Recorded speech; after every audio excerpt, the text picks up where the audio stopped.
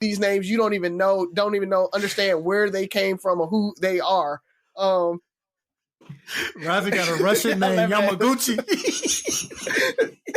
That's why you don't know his name. Right. That's how he signed the guest list. Razi, you just got on Yamaguchi's hit list now, bro. You exposed him. Oh man, that's funny. That's funny right there.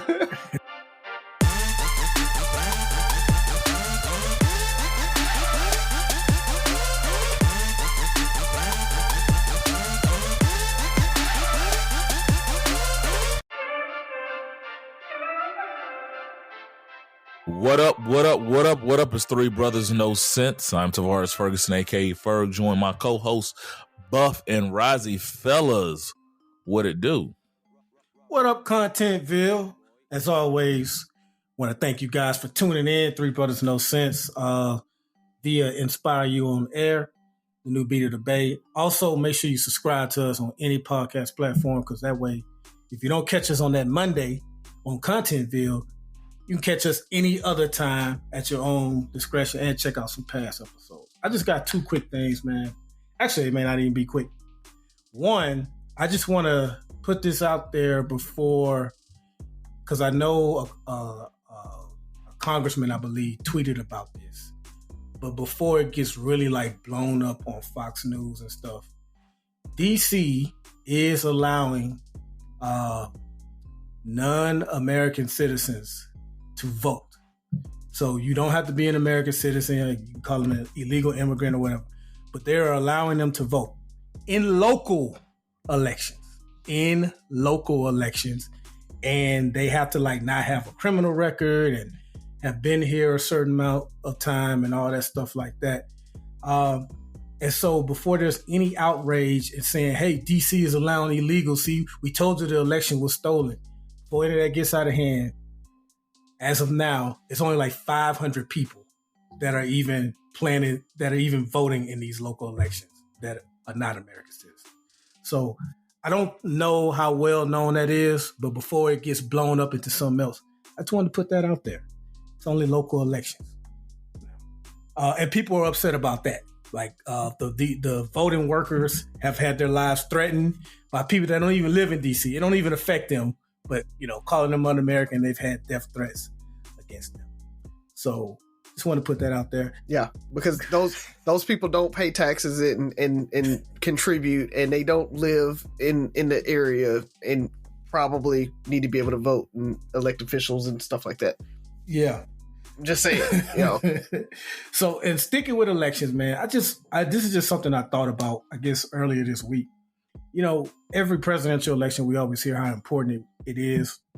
I'm starting to think 2016 is one of the most consequential elections we've ever had. Now, you can argue 2000 was because we had a president that sent us to war in Iraq and Afghanistan. But I say, especially for women's rights, 2016.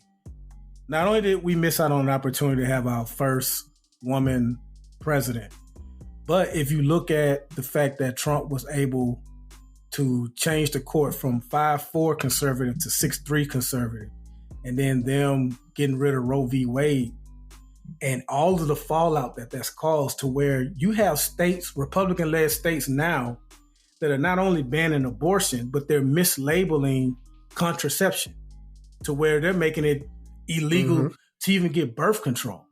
And so that is like, politicians always use fear. So we always have to be careful with that.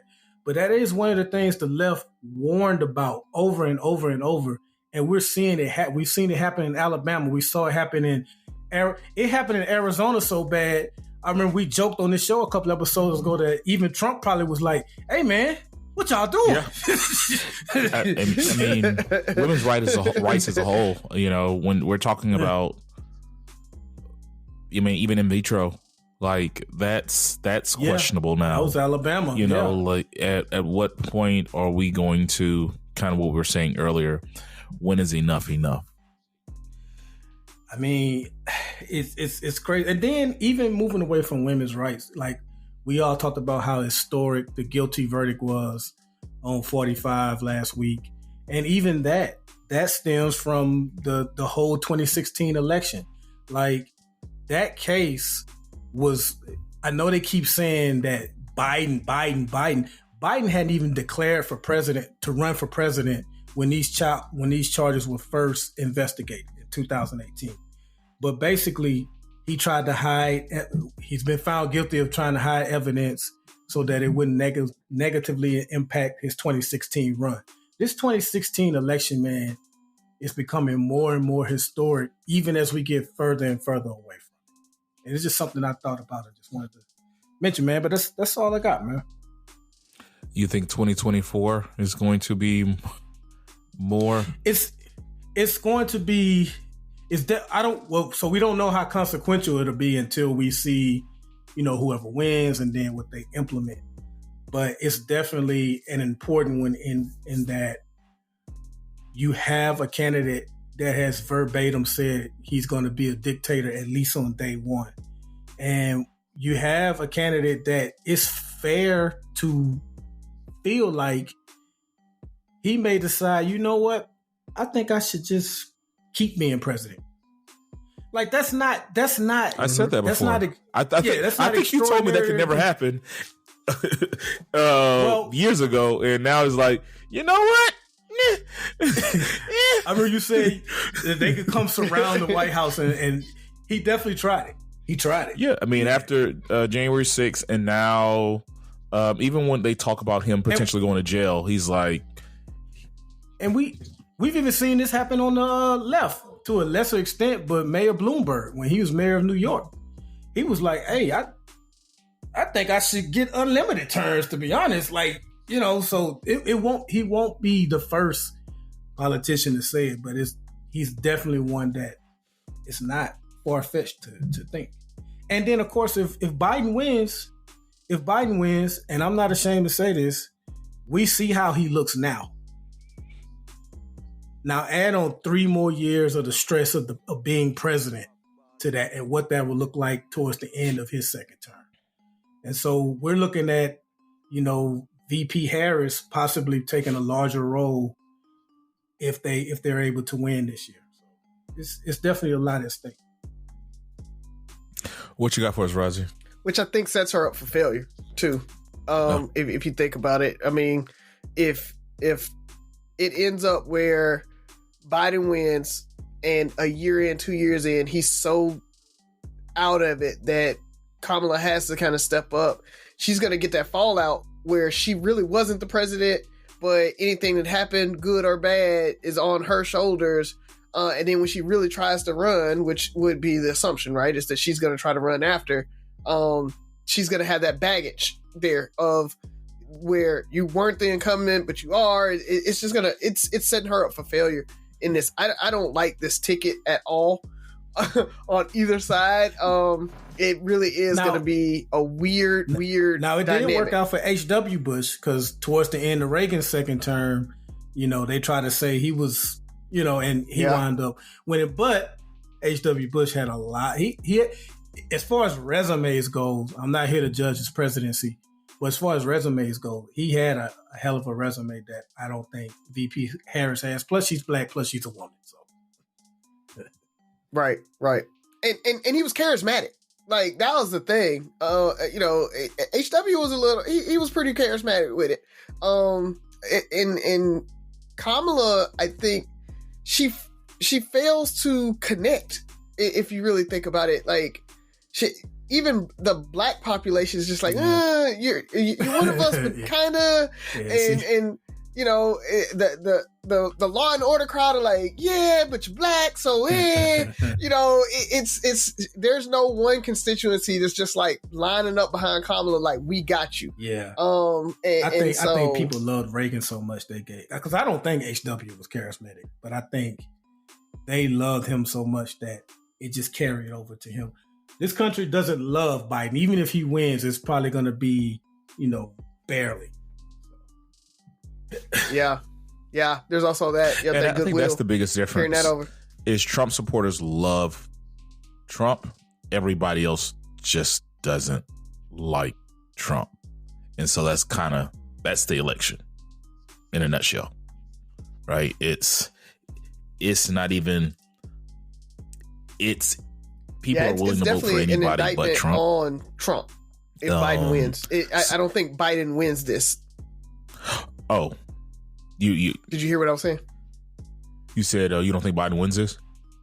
Well, I think it's an indictment on Trump. Okay. Biden wins. So I don't think it's Biden driving himself to the win. Biden's not winning this. It's Trump losing this. Yeah. Yeah. And once again, what I will say is, unfortunately, we're going into the third election season where, in my lifetime, I feel like we've had the worst candidates ever.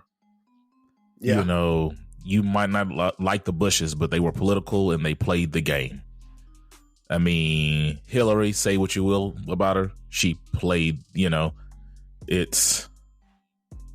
Hell, Hillary had probably the best resume ever in a presidential candidate. But it was just, I don't know. So, let's go ahead. What you got for us, Razi? Just a couple things. One is Star Wars Acolyte came out. I haven't had a chance to watch it yet, but the Star Wars fans out there, go check it out. It's not set in the current Star Wars continuity. It's really, really old school, High Republic era, so way before any of the Star Wars stuff that you know. Kind of showing the rise of the Sith and how that happened. So pretty dope concept. I'm excited to see it. It dropped on Tuesday. Haven't had a chance to see it yet. So I'm going to be watching it right after this show, or at least the first episode. They dropped 2 on Disney Plus. So check that out. I did get a chance to see Dune Part 2. It is good, man. It is really, really good. We've gotten halfway through and just never picked it back up. Part 1 or Part 2? Part 2. I think we just kept, I think we'll try to watch it this weekend, but it was good. It moves faster than 1.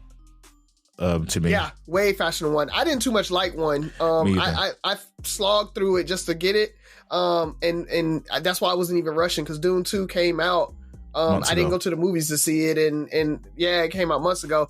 I waited for it to come on streaming, but I watched it over the weekend, and it's actually pretty good. Like you said, it's way faster. It actually picks up towards the back half of it, so it gets even better towards the back half as he starts really trying to lean in on kind of the prophecy and stuff like that. So check that out. A couple of updates on television. All American. So the folks that's out there for All American did get renewed for season 7, but All American Homecoming is going to be ending its run after season 3. It's been canceled. I'm not surprised. I couldn't get past the first season on it, so I don't know, for the folks out there that like it or love it, great, but we won't be going back to Brixton after season 3. And finally, just wanted to say, Caitlyn Clarke is not being targeted. Stop saying that these hard fouls or whatever you're calling them on her are just normal play, and she is just being protected a little bit by the media. So for anybody out there that's saying that Caitlyn Clarke, they're coming after Caitlyn Clarke and they got to stop hard fouling her and this, that, and the other, they're doing it to all of the rookies. Angel Reese got clotheslined, and nobody said anything about that. But, when it comes down to it, they're being hard on Caitlyn Clarke. They're not.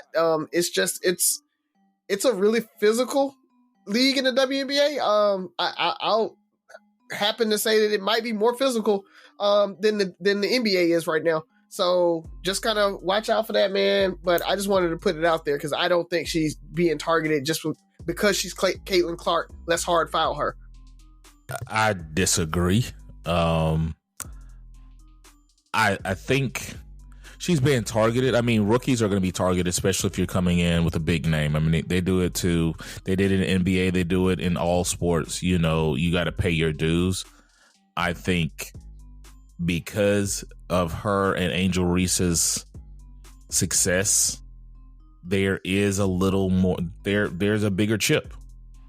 There's a bigger chip on people's shoulders. They want to make sure I think people are trying to prove a point, but I think that's kind of sports. Does it make it right? Not necessarily, because I mean, people get hurt. You're doing dumb stuff. Because some of these fouls, it's like, okay, y'all fouling. And it's not even hard. It's just like it's like you ain't even hiding it. It's like, okay, let me hip toss you into the stands. It's there. Is it bad for the game? Not necessarily. I think optics. So a lot of times it's optics, right? It's you have a lot of new eyes watching the WNBA because of a small group of new stars, right? Mm-hmm. And when you go hard at those stars, this might be something you've always been doing, but it's like you're doing it, and let's be honest, it looks like you're doing a little bit more than you were. But it is what it is. I'm more so concerned, because I'll go into my segue about some of the recent pushback on people not judging but critiquing and having opinions about the WNBA. We talked about this in the past. Is you want to be in prime time, you want the same earnings, you want the same TV time, you want the same scrutiny, as long as it's in your favor. You know, they're one of the best basketball players of all time get scrutinized. You don't have to be a LeBron fan, but there are plenty of LeBron haters. You know, people are going to talk noise. People hate greatness. People love to hate. And you can't, I think you were talking about Byron, there's like you can't pick it. Like either you want all of it, you want some of the smoke, you want all the smoke. Right? Like if you want all the stuff that comes with the fans, then you got to get all the stuff that comes with the fans. And it's I hate to say it, it reminds me of kind of where we're at in the male versus female gender wars, is where at still you have no opinion if it's not positive. And it's not that you're hating, it's just like, hey, this is my assessment of what I see. Be it the WNBA, be it anything. If you don't agree, it's sexist, misogynistic, it's, you know, you just started watching, like, I'm a fan of sports, I'm a fan of the NBA. I know good from bad. I know what a foul looks like. I know, you know, what the game isn't that different. You know, where somebody who hasn't watched WNBA for years can tell if this is good or bad or what's going on. It's the same damn game. Yeah. And change the ball, people. Change the ball. God, I hate that ball. Oh, I'm glad you said it. I hate that ball. It reminds me of the Harlem Globetrotters. I don't know. It's distracting. The colors flipping the whole time. Oh, it's so distracting. I hate that ball. But that's really all I got for now. Let's go into it, because I want us to get into some questions. We haven't really got to 3 questions recently. So, cool. Hold on. Where's Sophie? What's up? Oh, yeah, she's around here. Hold on. You told me to hold on. Yeah, I anticipated the where's Sophie. Yeah. Wow, this house is cute. But can I really get in the game in this economy? I do have savings, and I am responsible-ish. I should bury it. I'm being wild. But what if I'm not being wild, though? Could I actually score a... Kick off your home buying journey with Zillow's new BuyAbility tool. It makes it easy to find out what you can afford, so you can get off the bench and onto the playing field with confidence. Check your BuyAbility, only on Zillow. This episode is brought to you by Chevy Silverado. When it's time for you to ditch the blacktop and head off-road, do it in a truck that says no to nothing. The Chevy Silverado Trail Boss. Get the rugged capability of its Z71 suspension and 2-inch factory lift. Plus, impressive torque and towing capacity thanks to an available Duramax 3-liter turbo diesel engine. Where other trucks call it quits, you'll just be getting started. Visit Chevy.com to learn more. Sophia. We didn't wake you, did we? No. Okay. Daddy just put this on my head because my hair's wet. I went to the pool because I had swim practice. Okay. No swim cap? No. How you gonna swim without a swim cap? Her hair needs to be done, so. Okay. They want one on. So when you going to get your hair did? I know you get flued out sometimes. It's up to him. Probably next week since you go with grandma the week after. Oh, yeah, probably then. Probably then. Done then, right? Then. Yeah. Then. So I feel like I'm gonna get your joke today. So give me a second to think about it, Sophia. Okay. Why did the strawberry cry? Fine. He found himself in a jam. You didn't give me any time, Sophia. You don't give me time, because that's why I gave you time. You guys guessed it, and I did not like that. That's not how jokes work. Never again. Feels some type of way when you guess it. Why ask us a joke? Why not just tell us a joke next time then? Because then we don't get a chance to answer it. No.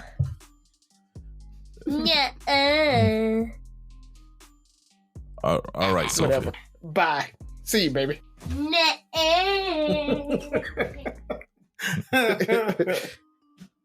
Alrighty, so who wants to go first? I went last week, so somebody didn't get a question last week. I can. I can. I didn't get one last week, and we were talking about the WNBA, and Ferg, you said don't ask this question, but I'm gonna ask it anyway. So because I was talking to Cooley over the weekend. Oh, this sounds like it's gonna be wrong. He had a pretty. Oh, it's gonna be bad. It's gonna be bad. I was just asking because I have observed that there is a high density of homosexuals in the WNBA.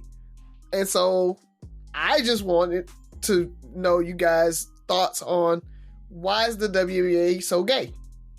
Why do you guys think that there's a higher density of gay people playing in the NBA or the WNBA or even in some other sports, softball, those types of things? Why is there a higher density in those sports versus just in the general population? I think when you talk about, and I'm not talking about somebody's daughter's softball team, but when you talk about high level sports, that inherently has a certain level of what we would deem as typical masculine behavior, that hyper competition. There's a lot of landmines in this question, but oh well. So I know we are all like no more sexist, everybody's the same. But what I'm saying naturally is there is a large segment of women that are not that competitive in a sport like that. And so that brings with it, I say the same thing about police officers. Not that there are a lot of queer women police officers, but it takes a certain level. You carry yourself different than the typical, prototypical woman that we think about from the past and everything like that. I know we're making all these changes and progresses, but I'm just talking about what the general masses think when they think man and when they think women. And so I think that translates into it being attracted to women that have a different sexuality or whatever, like or queer sexuality. So good job navigating that landmine, bro. We'll see when the audio drops. Because I first of all, I don't know what the proper title. I think when we did talk about this briefly, Razi, I did see some articles referring to more lesbian, bisexuals, and I think queer athletes in the WNBA. So I don't know if that's a proper term, whatever it is. How, whatever we say is no disrespect. We're not saying that we're experts. I use queer because that's what I've heard. That's what I've heard the mainstream, like women that played the sport and that's the term that I've heard them. Yeah. So yeah, and I want to preface the question or anything with we are not questioning whether being gay or anything's right, wrong, anything like that. We're just like strictly from like just the density. Like there are more out, queer people in the WNBA than if you look at just generally in the population. So that's all we're looking at strictly from that, like just from the populations and stuff. Yes, general population. So just like when you look at sports, certain sports have like football, basketball. Well, basketball I think is the most heavily, when you look at ethnicities. Then football, then you start looking at things like why aren't there more black people in hockey and certain things like, and some of it just is, regionality and, the access to the equipment and the cost of lessons and all that stuff. So that's all we're saying is an observation, knowing that there's differences when you look at different sports. That's a good question. I really don't know because it's hard for me to relate sexuality with sports, right? It's with women's sports, it's sexuality and maybe masculinity or high levels of testosterone. There's a reason women's tennis is among the highest of women's sports. Or for guys. I mean, what I'm saying is, the way I was taking your answer, it seems like it should be connected, but it's kind of like, what does sexuality have to do with like why a woman's gonna be more attracted to basketball, right? If she's an athlete, basketball, tennis, track, whatever, it's like, and so I don't want to mix sexuality with higher levels of testosterone, more masculine energy, or whatever we're calling. Like I don't know if it's cultural, right? I know one of the things we talked about, Razi and I briefly, were like growing up that more tomboys played, quote unquote tomboys. I don't even know if that's a proper term. And can you say tomboys now? I don't know. Kind of played when we grew up. It was the tomboys that played basketball. I mean, even loving basketball with Sanaa Lathan being, this black beauty had to portray. Her character was more masculine than her sisters. Yeah, they had to do that. And there was even jokes about her sexuality because she played basketball, Mm-hmm. And I don't know if it's stepwise. Like, well, if this is a sport that more quote unquote tomboys or more masculine or masculine aggressive women are drawn to, so you keep narrowing that pool. Okay, like if you have 100 women and 30 of them are more masculine, they're attracted to something like basketball, you're narrowing that window, and then you take out of that 30 women, 15 of them are queer, or you just kind of, because of the sport, does it keep just kind of leveling itself out? It's, a lot of feminine women aren't playing this, and a lot of more feminine women may not be queer. It's just like as you keep, I don't know. I think it's like it's layering, right? It's like, okay, I'm trying to figure it out. It doesn't make sense to me. Like you see it, but it's kind of like, is it because if you take 100 women and 30 of them more are tomboys more likely to be queer? Is what I'm kind of saying. Like, is it versus this quote unquote very feminine woman who isn't super feminine and happens not to be queer. So like it's I don't know, because it's that's why I asked, because it's just this weird Razi, thing. When you give us your answer, I also want to know what Sherman said as well. I will. So, my answer really quickly. I think kind of what you guys are saying. It really is. I think that it's a masculine sport, which does end up with women that are just feeling more masculine. They have that aggression and all of that, and able to kind of put that into it. end up gravitating towards it. So like you're talking about calling them the tomboy, because we're not saying they essentially have to be gay, right? But the tomboy, the girl that has that kind of little bit more masculine energy, she's there. So I do think that just based on that, because that tomboy pool probably leans more queer, that's how it ends up happening, right? The tomboys end up being there because it's a masculine sport. And so when I was talking to Cooley, one of the things that came up was we look at men in more feminine sports. So male cheerleaders, they're probably higher proportion gay males in female sports. So when you really think about it like that, so more traditional stuff like that, cheer and gymnastics and things like that, you find a lot more gay dance, things like, so you find a lot more gay men in that. So I think it really just comes down to where you end up with the personality gravitates towards the sport that works for them. And so that's why you start seeing that disproportionate, because that's what Cooley was saying, is that it's a manlier sport. So queer women gravitate towards that, just like queer guys gravitate towards some of the softer sports or the softer kind of expressions like dance and those types of things. So I think that's really where it just kind of comes from. It just, people naturally gravitate to what they enjoy.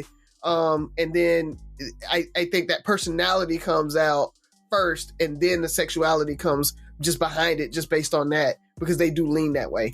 And now that you say that, it's probably, I agree with everything you said. So now when you create almost a safe environment, right? It's, if you have in this league or whatever, and maybe 25-30% are queer or gay or whatever, that's a bigger population than the norm. So now you can probably be freer than you would, being a lesbian on a dance team or something that might be seems, or a cheerleading squad that might seem a little more feminine. The same way as I think Cooley hit it on the head. I'm proud of you, Cooley. I just thought this was going to way left field. Was I'm pretty sure he didn't say it that clean. But when you have, gay men in sports like you said, cheerleading and dance and all those things, they feel there's probably safer, and they can be more themselves, their natural selves. And so it probably comes out more than you trying to put on this front, trying to navigate this space. So like, there are gay men in every sport, right? We just recently got the first openly gay football player. That wasn't that long ago. You know what I mean? I don't know how many openly gay basketball players, but I mean, or not even gay, non-straight, because Dwight Howard has his whole thing. But people, people still don't talk on it. They still don't, it's kind of taboo still in these masculine sports for men to be gay. So that's probably where it was. Not only, and maybe it's not that there's more. Maybe that's a question. Maybe it's not even more. Maybe it's more apparent, right? Like, there might be, take a feminine sport, and there might be just as many gay gymnasts, or queer gymnasts, women gymnasts, as in basketball. But because that environment doesn't allow for that, they can't really express it as openly as they do in basketball, or as widely accepted, you don't see it. Are there, I don't know. Yeah, because it's so funny. Like basketball, it's maybe a toss up, right? You might not know, but like if you get into like high level softball and stuff like that, it's almost expected the girl's gay. Like it's like, oh, you play college softball, like most of them are gay. A lot of people think so. Like that's the first thing that comes to mind, and that's I don't know why that is. Maybe it's just because of the type of sport or whatever. But it's one of those things that people really kind of just gravitate towards those things based off of, I think, the type of sport and what they really want to be doing, or like the drive that they have to compete. And like when you were talking about competing, I don't think it's a competitiveness, because, I think competitive gymnasts are just as competitive, right? Your tennis players and things like that are just as competitive as a basketball player or football. You don't think they are? You don't think they want to win just as much? It's a different type of competition. Gymnasts are going against judges' scores. Basketball players, that's woman to woman, one-on-one. That's physical, person to person. So is it aggression, or a more aggressive or physical versus competitive? Yeah. No one has ever bumped Simone Biles off the balance beam bar like Carter did Clarke.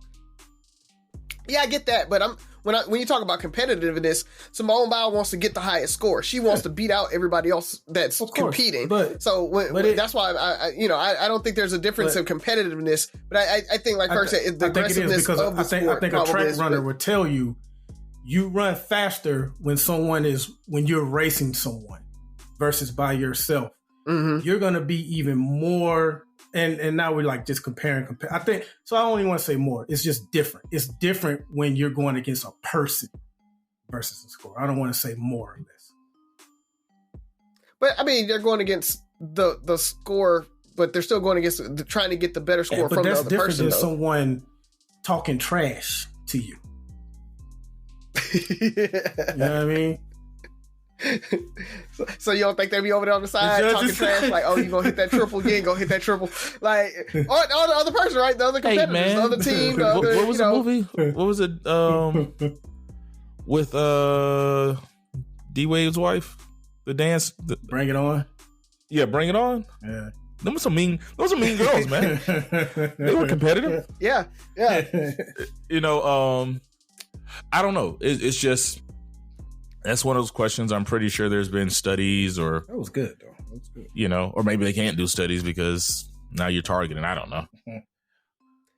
I think it's kind of such a new thing. They probably, I'm sure some sociologists or somebody's done a PhD study on it somewhere. We should look it up. Yes. See if we can find one. Maybe get them on. All right, Buff, what you got for us? I got nothing right now. Oh, okay. Let's do this then. We spend a lot of time talking about how far the right goes and conservatives go. I want to know if you have an example, what an example of the left, of Democrats going too far. When does the left go too far? All the time.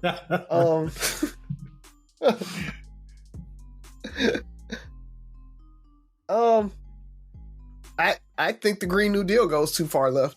I'll just call it out. I think the Green New Deal tries to cut emissions down to zero. It's like completely off of fossil fuels in like so many years. It's way too much, too fast. And I think that's probably more so what the left does a lot. They try to move way too fast and don't give everybody a chance to shift. And so you leave a lot of people out, and you disenfranchise a lot of folks when you do that, right? They're always worried about the progressives and what they want to do. One thing about it is those conservatives have to kind of find a way to shift too. And you gotta find a plan that works for everybody.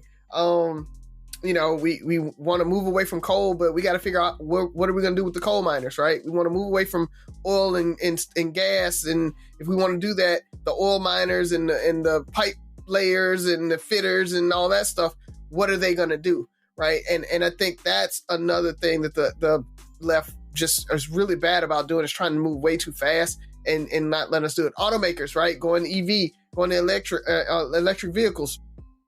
That was the thing. By us trying to go to electric way too fast, we had too much of a head start over in like China and Japan, and so if we had done it so fast, our U.S. automakers wouldn't have had a chance to actually get up to speed and be able to compete. So again, you got to find a good balance there. I think they try to go too far when it comes to immigration, right? Like I understand a path to citizenship. I understand the dreamers and stuff like that, but we are a nation of laws, and we do have to make sure that, you know, we have some protected borders and we have a good way of stopping people and assessing and should they come in and that type of thing. So I think they go too far sometimes with that.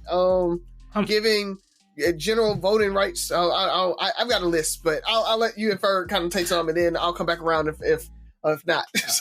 So are you for the wall? Build the wall?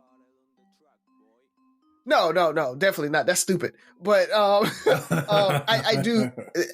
Border control is a thing, right? Like you do have to have some type of border control, whether it's drones, flying by, more drones. It could be, I don't know, it could be a satellite just watching it and then alerting. So then you have a quick reaction force can kind of meet. I don't know what makes sense, but a wall's not going to do it, right? I mean, people can scale a wall. So that's just stupid. I'm trying to think, because Razi, you kind of stole a couple of mine. So immigration, like climate change and all that. I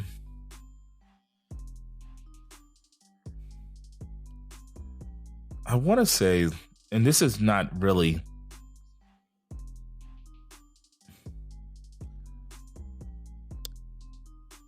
and it's not as popular. I think, actually, when I think about it, I don't feel like the far left is as popular as the far right, if that makes sense. So when we talk about it, it's kind of hard because you hear things. I mean, when we heard about, when they were trying to abolish the police, right? That was, you have some people that believe that, but that was never a thing. Maybe one of the biggest ones was healthcare, where, the free healthcare thing, and somebody has to pay for it.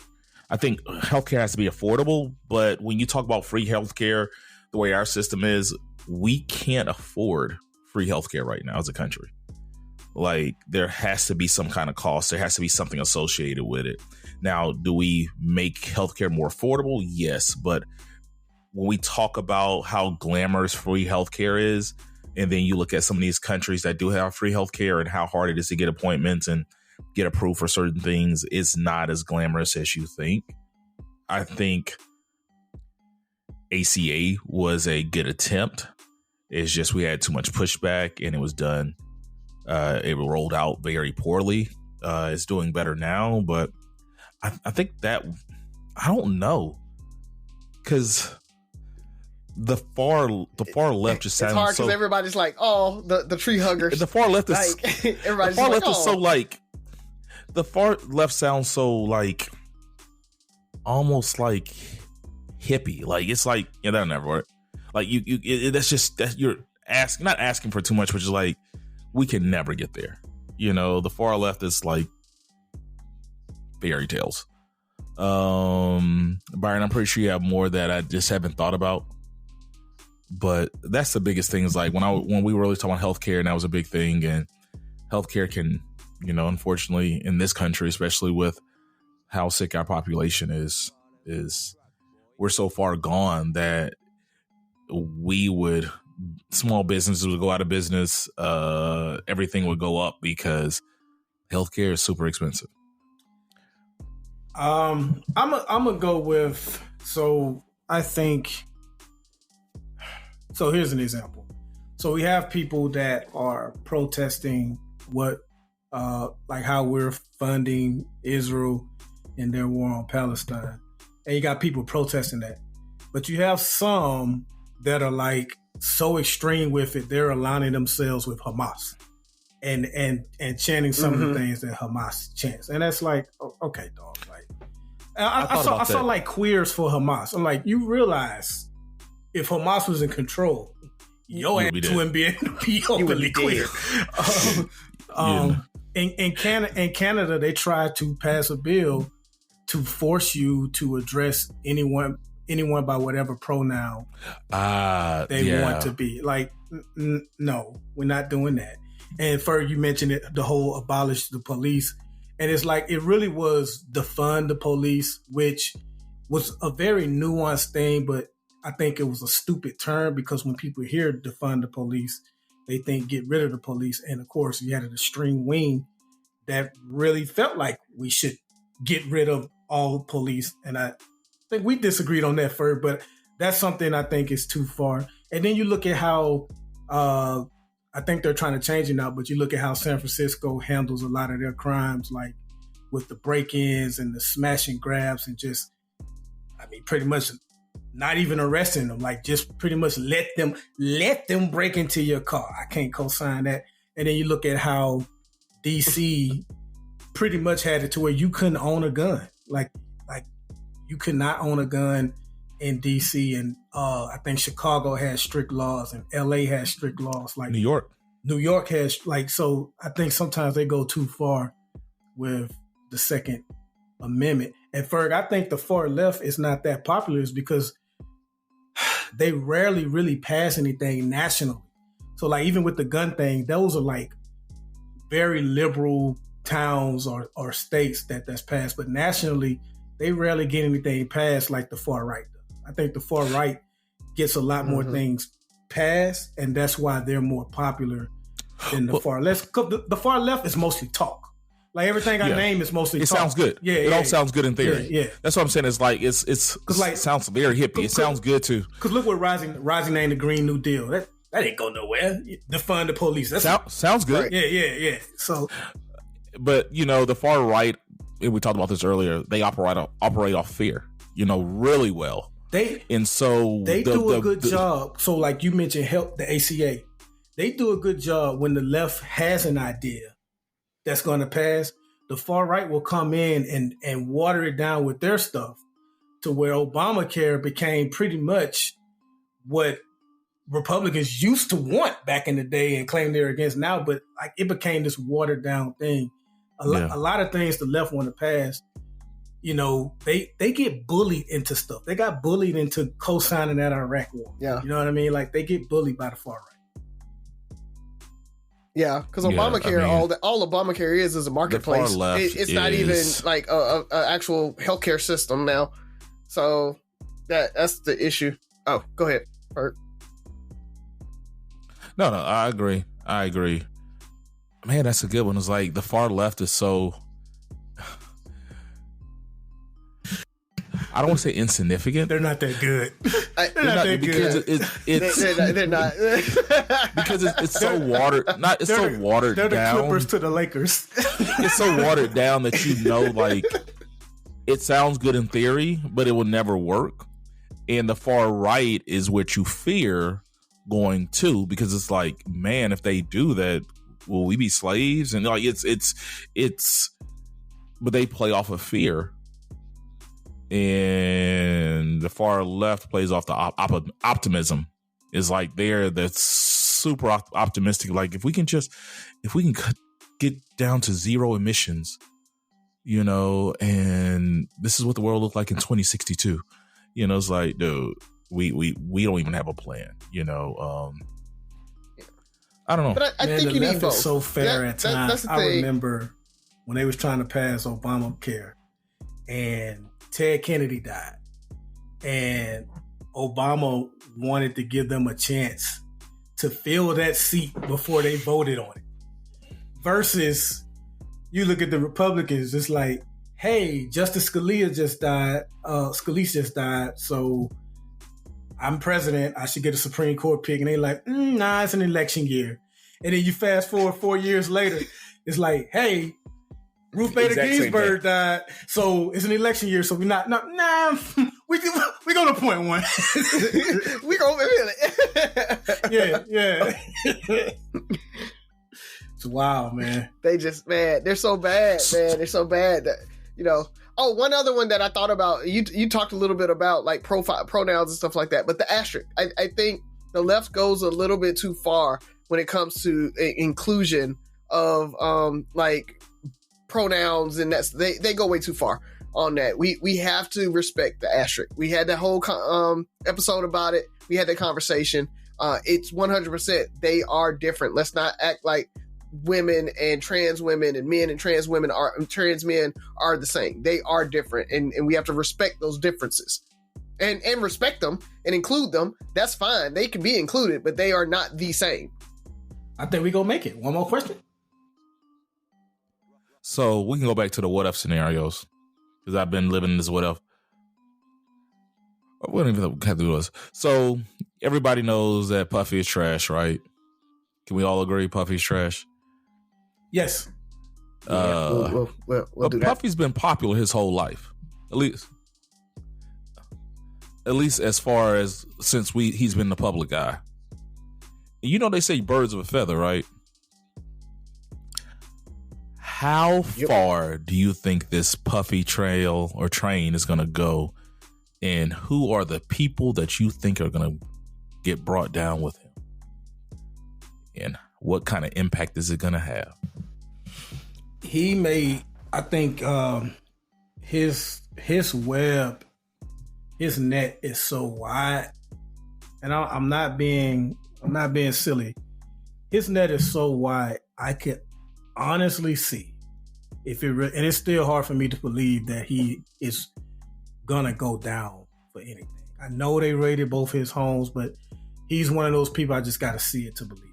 But his net is so wide that I can see him possibly being Jeffrey Epstein. Like, he knows some powerful people, very powerful people. And if the allegations are true, that he has like video evidence on a lot of other people, a lot of other powerful people that were engaged in illegal activities with underage girls. I'm not going to even call them women, with underage girls. Either they are going to do whatever it takes to make sure he doesn't get punished, or they'll silence him. And that's that. I hate conspiracy theories, but if that's a conspiracy theory, then that's one of mine. That's one of mine.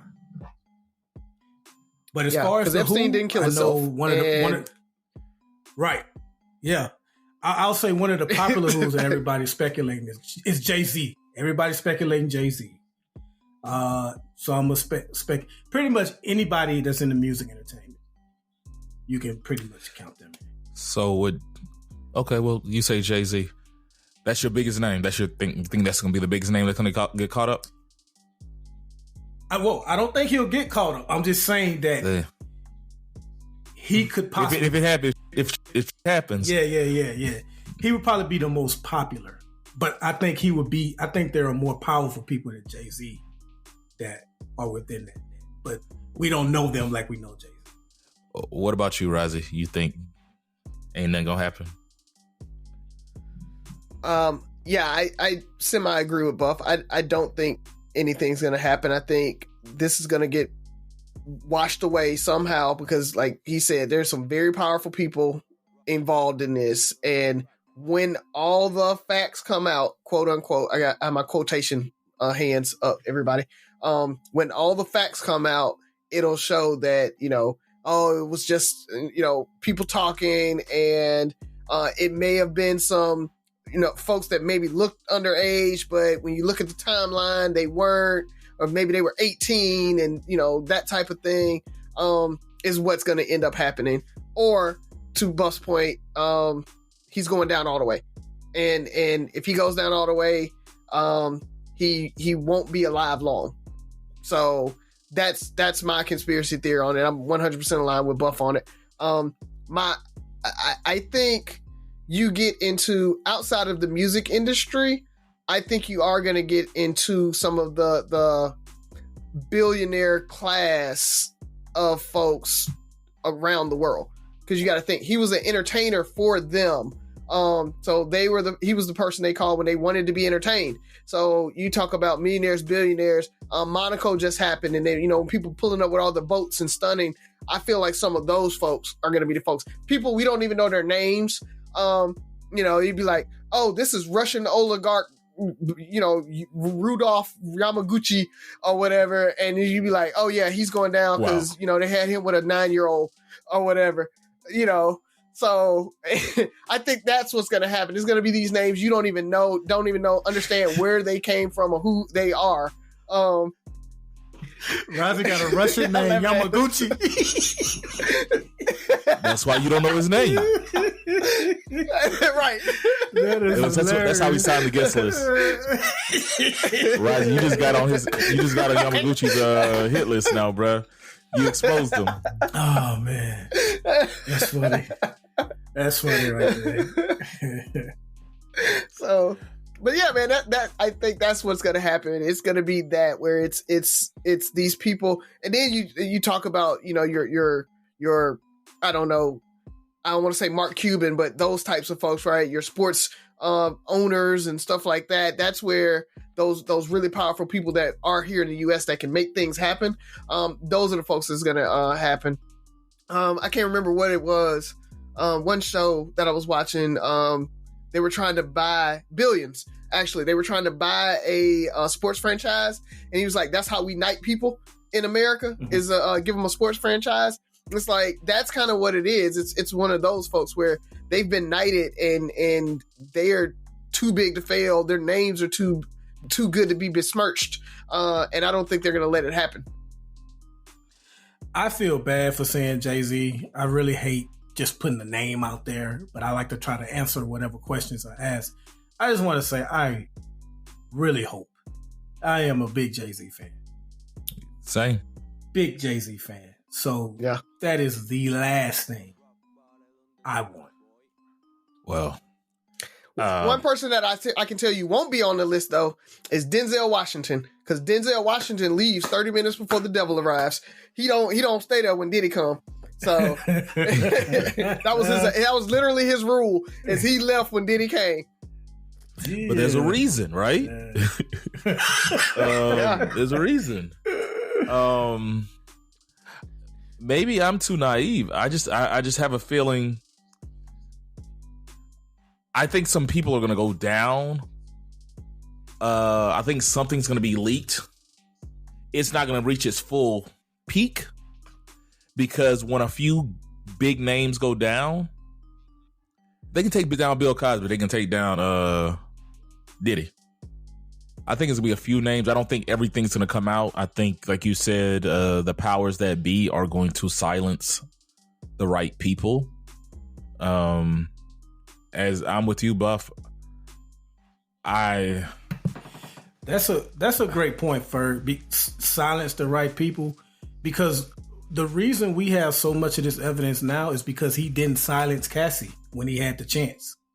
Like, he had a chance to pay her and she went away, and he refused to, and she was like, okay. She dropped that junk. She dropped those accusations, paid, but they were already out there. And that just opened the floodgates. Yep. I think a few more people might go down. Somebody gonna leave. I don't know what 50 gonna do. I don't know if I feel like he might have some aces up his sleeve, because all you got to do is get the right video, get the right thing said or out to the public, and you can't put that genie back in the bottle. The people I think are probably at the biggest risk, like you said, are Jay. I feel like the Kardashian clan might get caught up. I feel like it's something that's telling me they're going to get caught up. There's a lot of stuff going on about conspiracy theorists. Once again, Kim's been kind of quiet lately, quieter than usual. And she unfollowed Puffy or unfriended Puffy like the day before he got raided, all the stuff. And there's other rumors of how they're connected and business wise and stuff like that. And supposedly, I don't know if this is a rumor as well, like some sex tapes or some, those freak off parties and things. They talk about videos of Kim going around. There's a lot of rumors, but I have a feeling the Kardashians might come down. My biggest fear, because I don't think the world's ready for this, would Jay, by association, if something come up with B, but it ain't gonna look good, man. These black women just gonna lose themselves, bruh. Just for their sake, for the sake of black women. Protect B at all costs. I think Beyonce's safe. Yeah, I think Beyonce's safe. I think Jay is safe. It's just association. Probably. Like if she's, I feel like some of these opportunities might be tempting for a mogul like that. I feel like by association, if you know enough, if you've seen enough, I'm not saying B has sex tapes or anything like that out there, but she might know more than she lets on. And she might not go down, but something might tarnish her reputation. Because if something happens with Jay-Z, they're going to say, so Beyonce didn't know. And then it's going to be a whole, you think they don't like black men now? See, that's what's wrong with black men now. Yada, yada, yada, yada. And then, we'll never get a date. Those are the Kardashians and Jay-Z is my only, I guess what makes me feel a little confident is if you look at how Jay distanced himself from Dame, and a lot of that was speculated because Dame had kind of like a clownish behavior. And Diddy, to a certain extent, did too. It just seems like, I think Puff and Jay were like close in the earlier days, but as he got older. Okay, I hope so. That's maybe that'll be his saving grace. Yeah, but did you know? Yeah.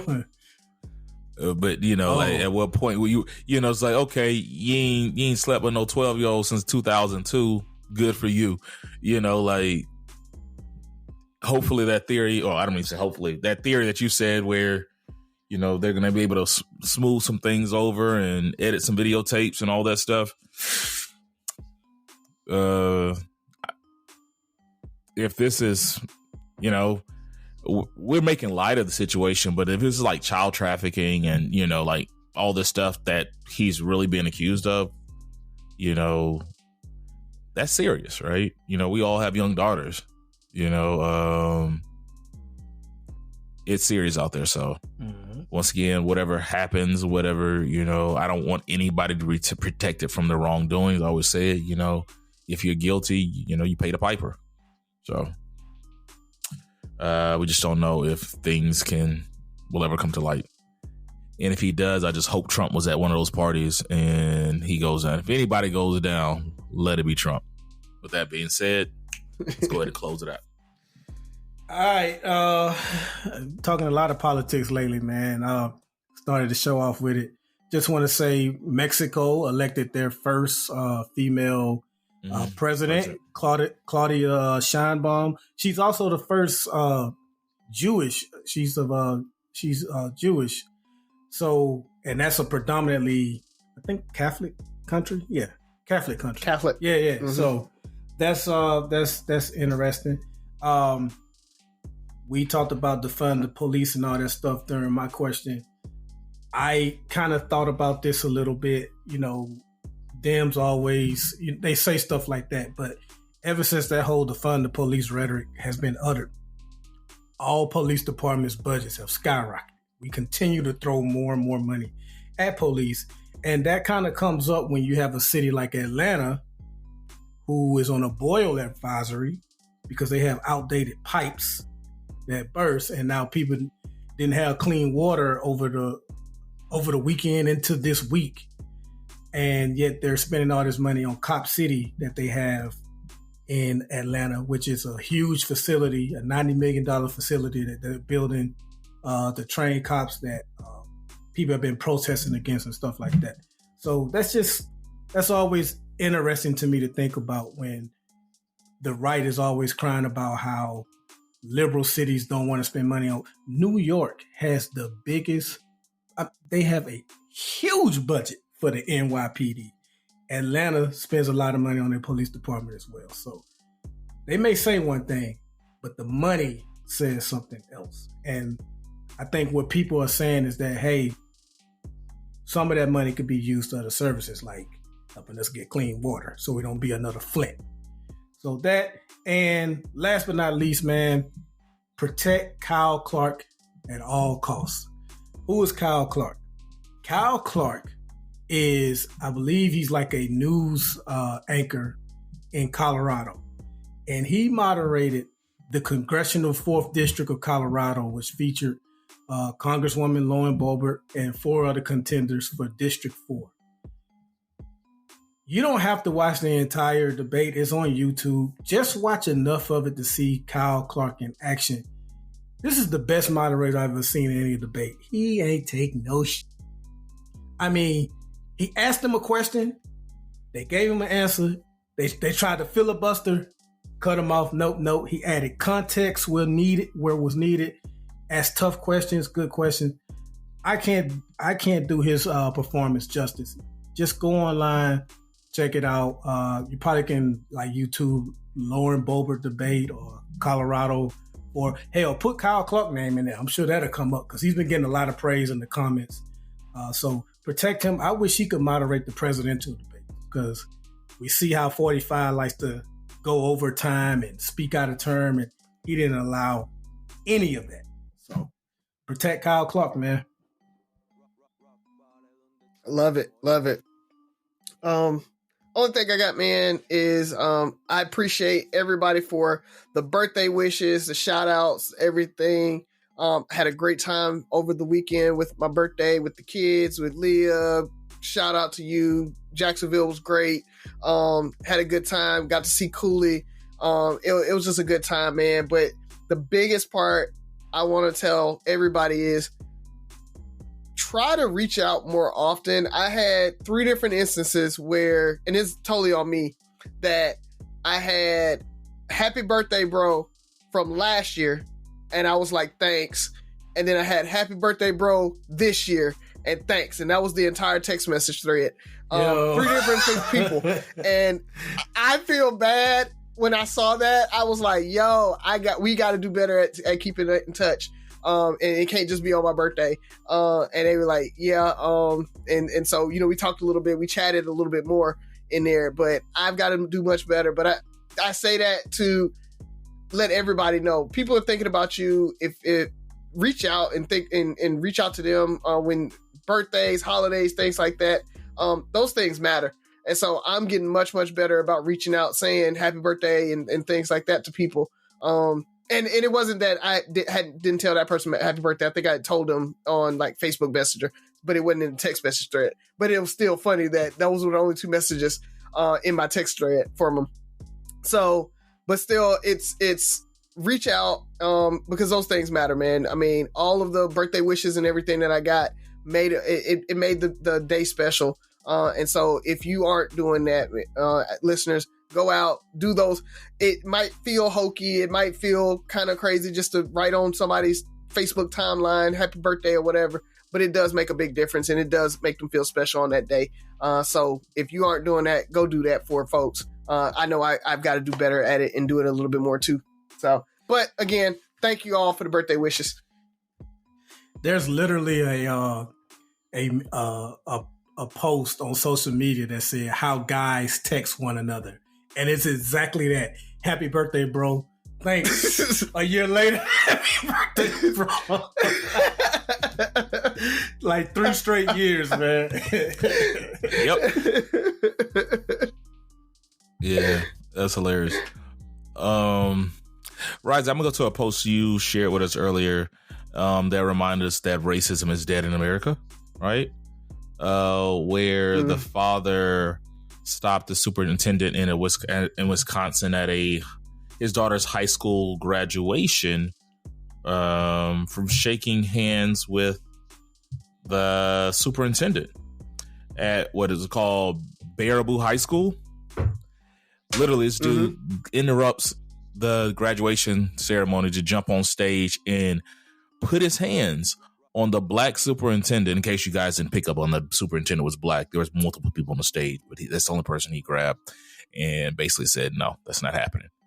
And to see how his daughter looked, she looked so embarrassed and confused, which a lot of the comments, of course, talked about that, and very few talked about the fact that he put his hands on this man. You know, everybody was like, my God, she must be so embarrassed, which she is, and she's a child, and I get it. But there was little to no heartfelt apologies or empathy for the man that got the hands put on. Because, like, at this point, I don't know, buddy. I don't know if he's a good guy or not, but it's like in certain positions, you kind of have to keep your cool, right? Like, if you saw your daughter superintendent suplex a dude off the stage, it might be funny in the moment. It's like, yeah, he might have anger issues, and so, but whatever it is, it's not a good look for him. So he has to remain cool. And this is, as I did my research, this is the same school that I think maybe 2 years ago they had a group of students standing on the stairs doing a Hail Hitler salute.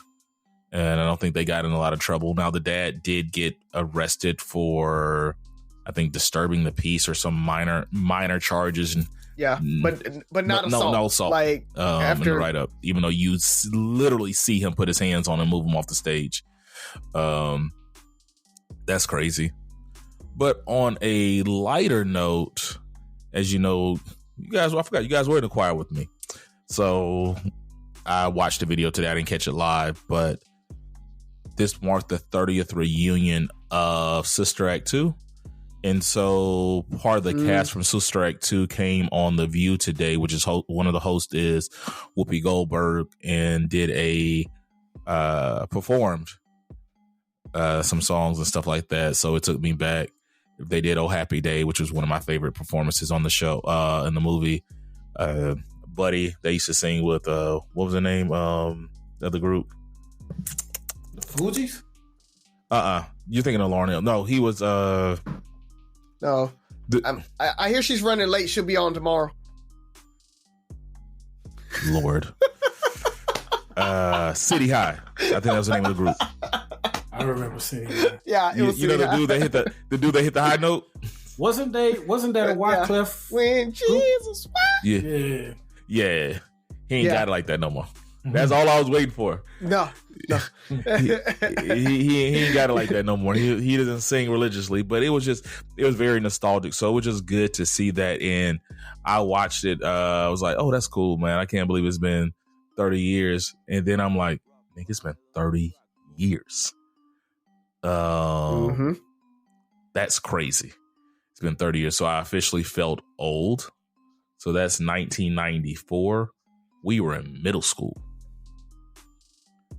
8th grade going to 9th grade. I mean, 8th grade going to 9th grade when that movie came out. So to all my Sister Act 2 fans, to Yvonne, Madison, Matthews, our former choir director, and all the fun that we had. Some of the best times I had at that school was performing with the choir and that group. It was special, and so it made me flash back to those days. So appreciate you for putting up with us, putting up with me. And that's it. All right, Three Brothers No Sense, your favorite barbershop style podcast. I'm Tavares Ferguson, closing on out. Remember the 6 rules of podcast: listen, like, share, subscribe, comment, and most importantly, listen again. Talk to you next week.